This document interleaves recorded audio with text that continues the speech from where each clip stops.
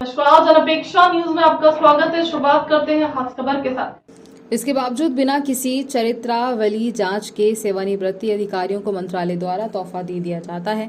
ऐसा ही एक मामला है जहां हर तरह की चरित्रावली से वंचित एवं 2 प्रकरणों में संलिप्त एक सेवानिवृत्त अधीक्षक यंत्री प्रमोद शर्मा को नर्मदा घाटी विकास प्राधिकरण में संविदा पर नियुक्ति प्रदान कर दी गई है। वहीं ईओडब्ल्यू ने 31/3/2022 को 35/2022 पर अधिकारियों के विरुद्ध एफआईआर दर्ज की, जिसे केंद्र की ईडी ने अपने अधीन लेकर धारा 50 के अंतर्गत 15/11/22 को 5 अधिकारियों को नोटिस जारी कर दिया।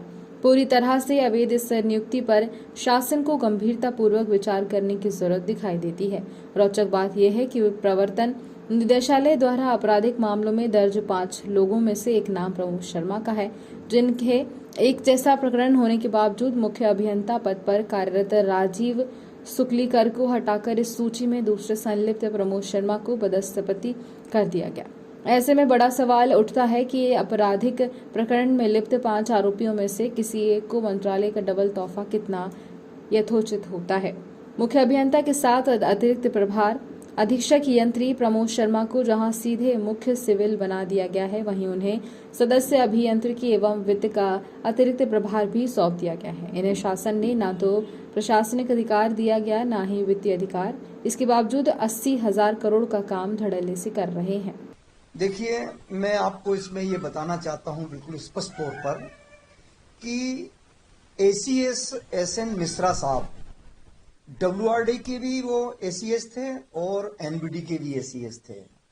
उन्होंने जो कहानी बनाई है कि 5 आरोपी सुकलीकर साहब से लेके और प्रमोद शर्मा तक 5 आरोपी हैं उसमें, और 5 आरोपी में शर्मा जी का नाम है।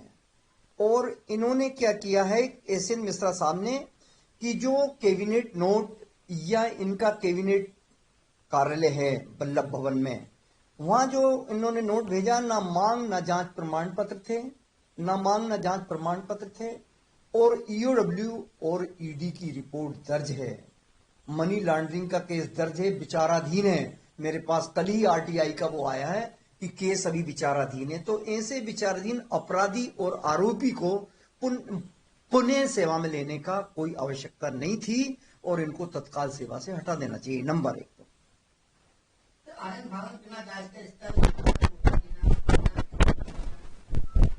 इसमें सरकार ने तो बहुत अच्छा निर्णय लिया कि सुकलीकर साहब को हटाया। इसी आरोप में सुकलीकर साहब को हटाया और प्रमोद शर्मा को दिया। तो इसका ये तोहफा देने का जो मतलब है कि जो एसीएस एसएन मिश्रा है, उन्होंने फाइल किसी प्रकार की प्रस्तुत की मुख्य सचिव के सामने, ताकि वो मंजूर हो गई और उनको तोहफा मिल गया। वो गलत मिला है, उनको तत्काल पता। बिल्कुल जांच होगी, बिल्कुल।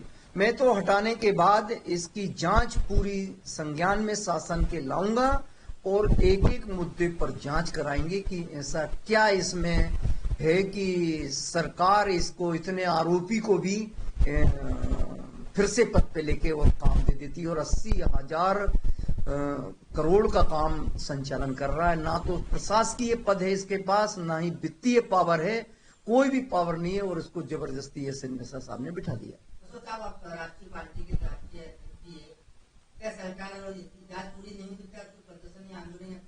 बिल्कुल, मैं आंदोलन भी करूंगा, प्रदर्शन भी करूंगा, कोर्ट भी जाऊंगा।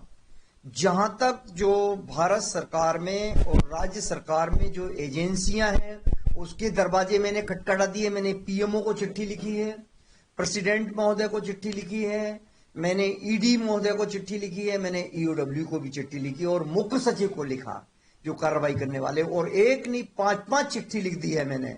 और अब मैं कोर्ट में जाने की भी तैयारी कर रहा हूं कि ये तत्काल हट जाए। अशोक पवार, राष्ट्रीय अध्यक्ष, समता समाधान पार्टी।